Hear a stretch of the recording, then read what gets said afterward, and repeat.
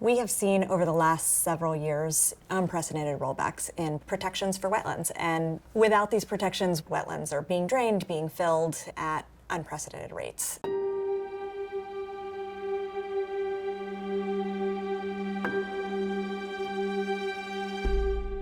I'm Megan Huynh, and I'm a senior attorney in the Georgia office.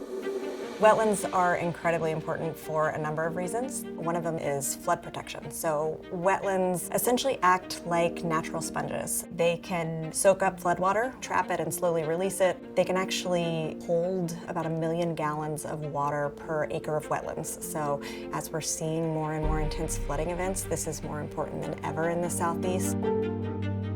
They're also really important for filtering water, purifying and removing pollutants, making those waters safe for swimming and drinking. In addition to being incredibly ecologically important, wetlands are just beautiful. If you go out and see some of these pristine wetlands that we have around the Southeast, wildlife viewing in them is spectacular. They provide habitat to all different stages and all different types of animals and plants, and a lot of recreational opportunities. When the Clean Water Act was passed in 1972, one of the big components was protections for wetlands. But we have never seen rollbacks like we have seen in the last several years. In the Trump administration, we saw rollbacks to the Clean Water Act that reduced the amount of wetlands that were covered.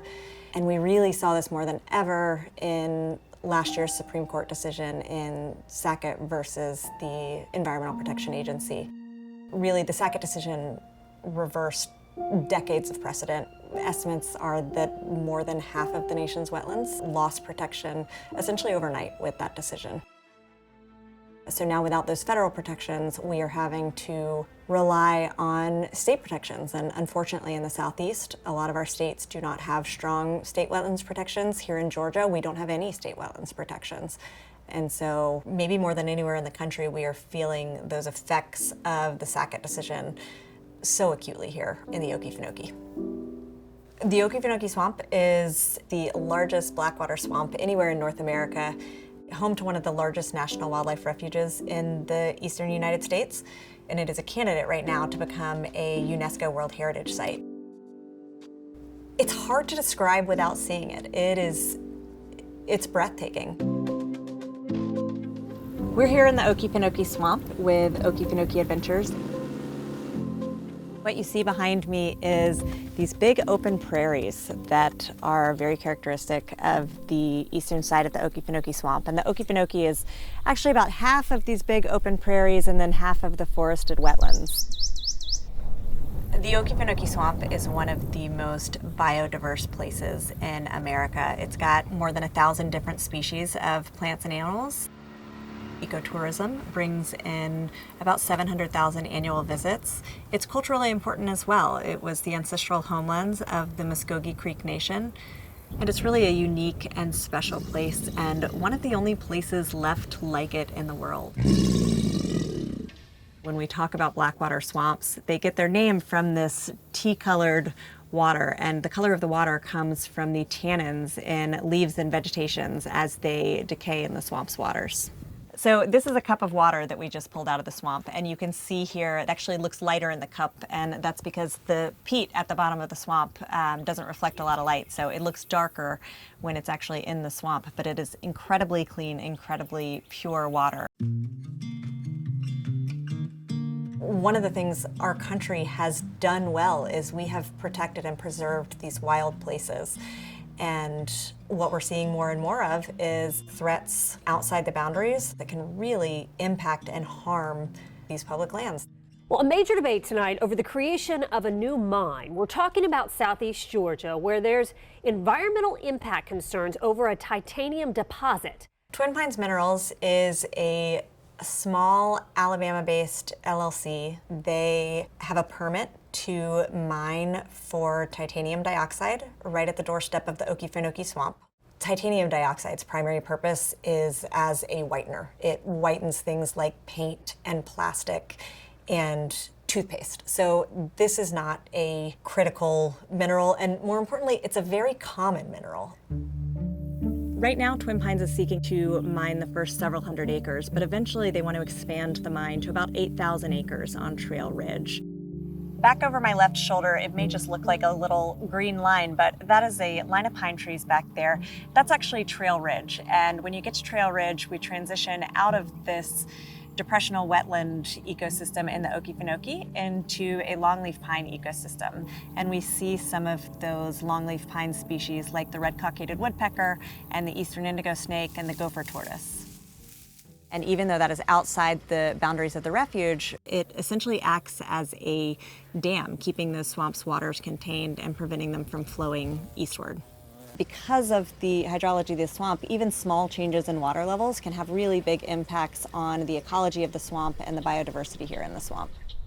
The Okefenokee is a peatland. Peatlands cover only about 3% of the earth, but they store twice as much carbon as all of the forests in the world combined.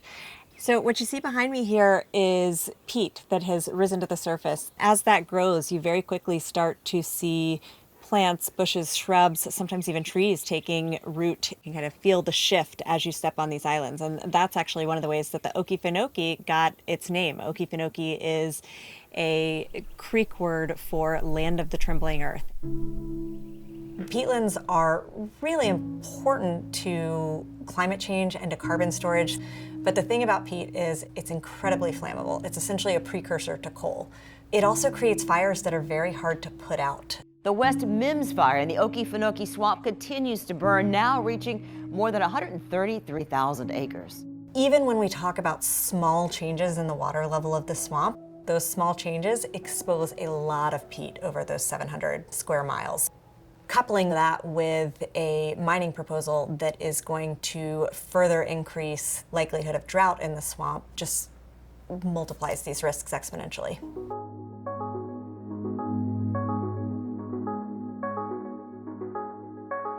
The only people who have said this won't harm the swamp is Twin Pines itself. This is not an issue where some scientists say one thing, some scientists say another. The overwhelming majority said, do not move forward with this. This will pose an unacceptable risk to the swamp.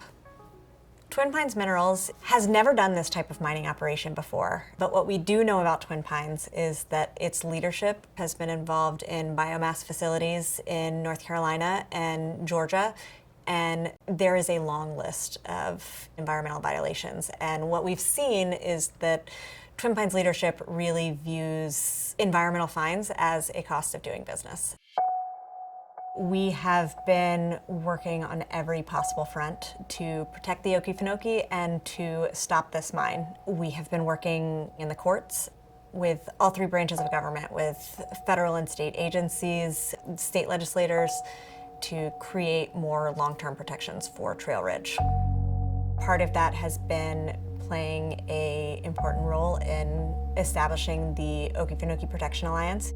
What started as a meeting of a few conservation groups down at the Okefenokee Swamp itself has really grown into an incredibly powerful coalition. Our reach now is more than 5 million members, and everybody seems to agree that this is a bad idea.